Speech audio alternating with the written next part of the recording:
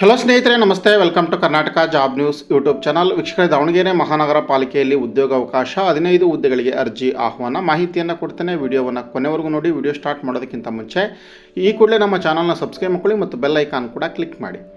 ಸ್ನೇಹಿತರೆ, ದಾವಣಗೆರೆ ಮಹಾನಗರ ಪಾಲಿಕೆಯಲ್ಲಿ ಪ್ರಸ್ತುತ ನೇರ ಪಾವತಿಯಡಿ ಕಾರ್ಯನಿರ್ವಹಿಸ್ತಾ ಇರುವ ಪೌರ ಕಾರ್ಮಿಕರನ್ನು ಕಾಯಂಗೊಳಿಸುವ ನಿಟ್ಟಿನಲ್ಲಿ ನೇರ ನೇಮಕಾತಿ ಮೂಲಕ ಭರ್ತಿಯನ್ನು ಮಾಡೋದಕ್ಕೆ ಅರ್ಹ ಅಭ್ಯರ್ಥಿಗಳಿಂದ ಅರ್ಜಿಗಳನ್ನು ಕರೆಯಲಾಗಿರುತ್ತೆ.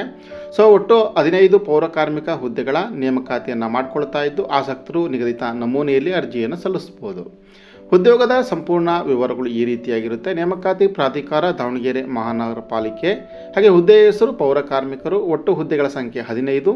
ವೇತನ ಶ್ರೇಣಿ 27,000 ರೂಪಾಯಿಂದ 46,675 ರೂಪಾಯಿವರೆಗೂ ಕೂಡ ಮಾಸಿಕ. ಹಾಗೆ ಅರ್ಹತಾ ಮಾನದಂಡಗಳು, ಅದರಲ್ಲಿ ಭಾಷಾ ಜ್ಞಾನ ಕಡ್ಡಾಯವಾಗಿರುತ್ತೆ. ಅಂದರೆ ಕನ್ನಡ ಮಾತನಾಡೋದಕ್ಕೆ ಕಡ್ಡಾಯವಾಗಿ ಗೊತ್ತಿರಬೇಕಾಗತ್ತೆ.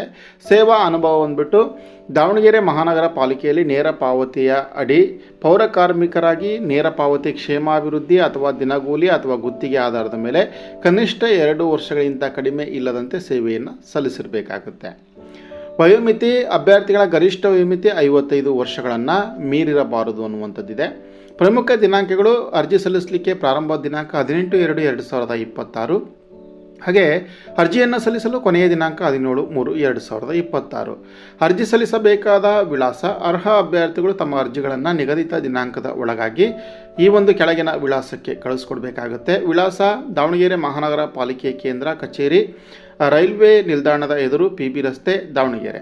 ಹೆಚ್ಚಿನ ಮಾಹಿತಿಗಾಗಿ ನೀವು ವೆಬ್ಸೈಟ್ಗೆ ವಿಸಿಟ್ ಮಾಡಿ. www.davanagere.city.mrc.gov.in ವೆಬ್ಸೈಟ್ಗೆ ವಿಸಿಟ್ ಮಾಡ್ಬೋದು, ಅಥವಾ ಪಾಲಿಕೆಯ ಕೇಂದ್ರ ಕಚೇರಿಯ ಸೂಚನಾ ಫಲಕವನ್ನು ಕೂಡ ವೀಕ್ಷಣೆ ಮಾಡ್ಬೋದು. ಇದಿಷ್ಟು ಗೆಳೆಯರೇ, ದಾವಣಗೆರೆ ಮಹಾನಗರ ಪಾಲಿಕೆಯಲ್ಲಿ ಖಾಲಿ ಇರತಕ್ಕಂಥ ಒಂದು ಪೌರ ಕಾರ್ಮಿಕರ ಹುದ್ದೆಗಳ ನೇಮಕಾತಿ ಕುರಿತಾಗಿರ್ತಕ್ಕಂಥ ಮಾಹಿತಿಯನ್ನು ಶೇರ್ ಮಾಡಿ, ಲೈಕ್ ಮಾಡಿ. ನಮಸ್ತೆ.